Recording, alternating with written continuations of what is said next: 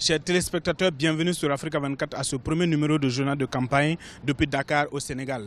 Faire de la décentralisation une réalité, c'est le souhait du candidat Issa Sall.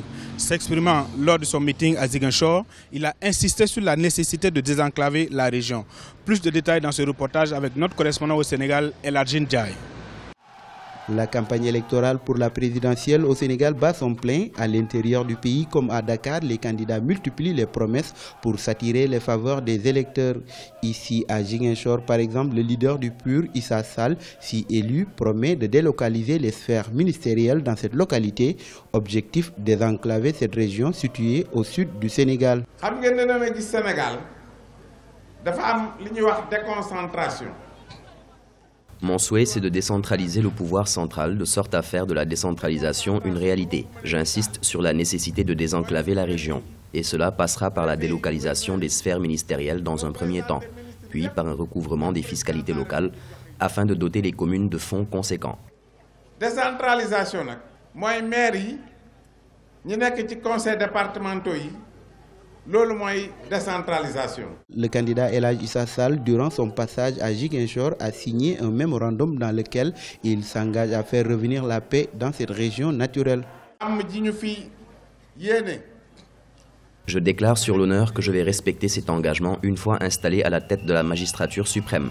Je m'engage sans réserve à respecter scrupuleusement ce document quant à son application. Selon Issa Sall, dans son programme Pur Sang, la paix en Casamance est érigée en supériorité. En déplacement à Rufisque pour la campagne électorale, le candidat Ousmane Sonko a tenu à faire quelques promesses aux populations de cette localité. Problèmes de pollution ou encore d'assainissement, voici entre autres les points qui seront les priorités pour ce candidat s'il est élu au soir du 24 février 2019. Eladjin Ndiaye. Le département de Rufisque, situé à une vingtaine de kilomètres de Dakar, a reçu dans le cadre de la campagne électorale le leader de la coalition Sonko président, Ousmane Sonko. Face aux populations de Rufisque, le jeune politicien s'est mis à lister les maux de cette commune vieille de plus de 100 ans. Il s'agit de la pollution, de l'assainissement et des industries. Parce que ce programme, je compte sortir Rufisque de cette situation si je suis élu président de la République du Sénégal. Dans mon livre intitulé « Solutions », je parle de tous ces problèmes et je sais que je peux compter sur vous, grâce à vos suffrages, pour apporter des solutions. Devant ses militants et sympathisants à Rufisque, Ousmane Sonko s'est présenté comme le meilleur candidat de cette élection présidentielle et celui qui a en même temps le meilleur programme. Il ravive ainsi la question pour un grand débat présidentiel avec ses concurrents dans la course à la présidentielle. On va gagner cette élection. On va gagner cette élection. Nous allons remporter ces élections car les Sénégalais veulent un changement. Nous allons gagner ces élections parce que nous avons la jeunesse avec nous. J'attends toujours un débat télévisé entre nous, les candidats. À cette occasion, je vais vous montrer que je suis le meilleur. Ousmane Sonko, qui se présente pour la première fois à l'élection présidentielle, continue de sillonner le pays à la quête d'électeurs. Il compte principalement sur son entente avec la jeunesse pour être le président le plus jeune du Sénégal au soir du 24 février 2019. Quant au candidat Madické Niang, il était dans la région de Sédhiou au centre de la Casamance.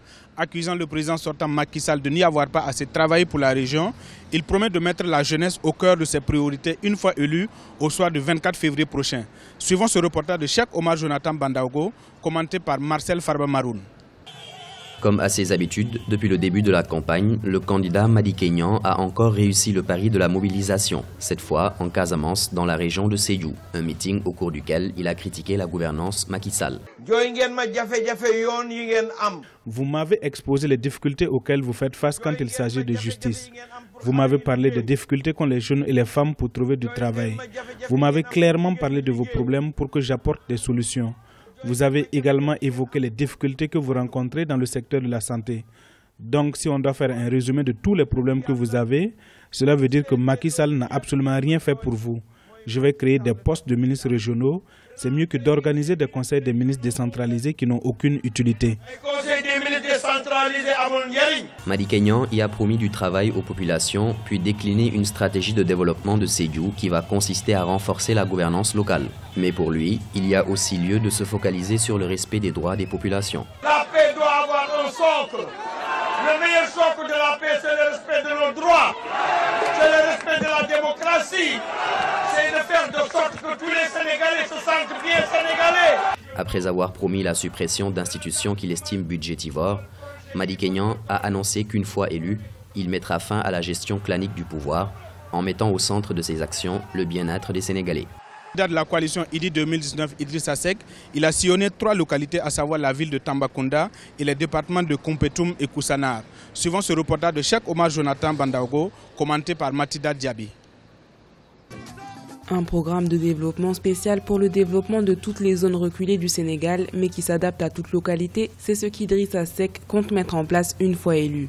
Dans le Sénégal oriental, pour lui, l'une de ses priorités reste la facilité de la mobilité entre les villes. Puisque Djambat bi benn la, fuma fi dem c'est la même chose. Étant donné que les plaintes sont les mêmes partout où je vais, c'est la même chose. Que ce soit l'accès à l'eau, à l'électricité, l'éducation, la santé. C'est la raison pour laquelle nous avons établi un programme de décentralisation qui permettra d'injecter au minimum 1 milliard de francs CFA dans chaque commune afin de régler ces problèmes. Après Koumpentoum à Tambacounda, il a poursuivi une autopsie des difficultés de cette région, pourtant présentée comme un carrefour international. Cette immense zone du Sénégal oriental a été oubliée dans les programmes de développement du gouvernement sortant. Le chômage vous envahit. Le système éducatif est par terre. Le système de santé est sous-équipé. Nous ferons de Tambacounda un carrefour de développement industriel et logistique. Idrissa Seck estime que c'est à la jeunesse de Tambacounda, sortie l'écouter, de donner à Tambacounda le prestige qu'elle mérite. Et pour cela, il veut mettre en place un programme spécial pour absorber toute la main-d'œuvre dont a besoin la région et réaliser un développement endogène. Et le candidat à sa propre succession, le président sortant Macky Sall, était quant à lui dans la région de Kolda, mais également dans la ville de Vélingara. Il s'est prévalu dans cette localité des réalisations dont il est l'initiateur. Un bilan auquel il s'adosse pour prévoir sa réélection au soir du 24 février prochain. Cheikh Omar Jonathan Bandaogo. Aujourd'hui, Vélingara nourrit Vélingara. Ce sont ces mots à son arrivée dans cette ville de la Casamance. Macky Sall, une fois encore, exprime sa fierté de voir une différence entre ce qu'était cette localité avant 2012 et ce qu'elle est aujourd'hui.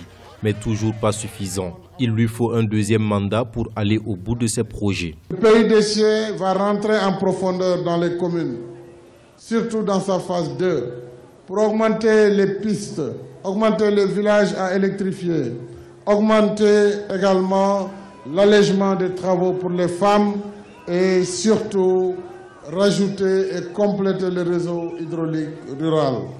Votre hôpital départemental va être mis à niveau comme un hôpital de niveau 2. Cap sur Kolda après Vélingara. Ici pas de grandes promesses, mais une invite à regarder dans le rétroviseur pour savoir faire le choix.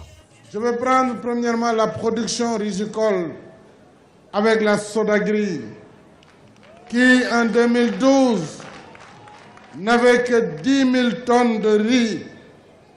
2018, elle est passée à 300 000 tonnes de riz. Je prends les tracteurs. La région n'avait jusqu'en 2012 que 10 tracteurs. Aujourd'hui, elle engrange 45 tracteurs. Macky Sall, s'il est confiant de sa réélection au premier tour le 24 février, c'est parce qu'à chacun de ses meetings, il draine des foules et y voit une marque de confiance. Kolda l'a encore conforté dans sa position. Mesdames et messieurs, c'est la fin de ce premier numéro de journal de campagne depuis Dakar au Sénégal. Merci de nous avoir suivis et à très bientôt sur Africa 24.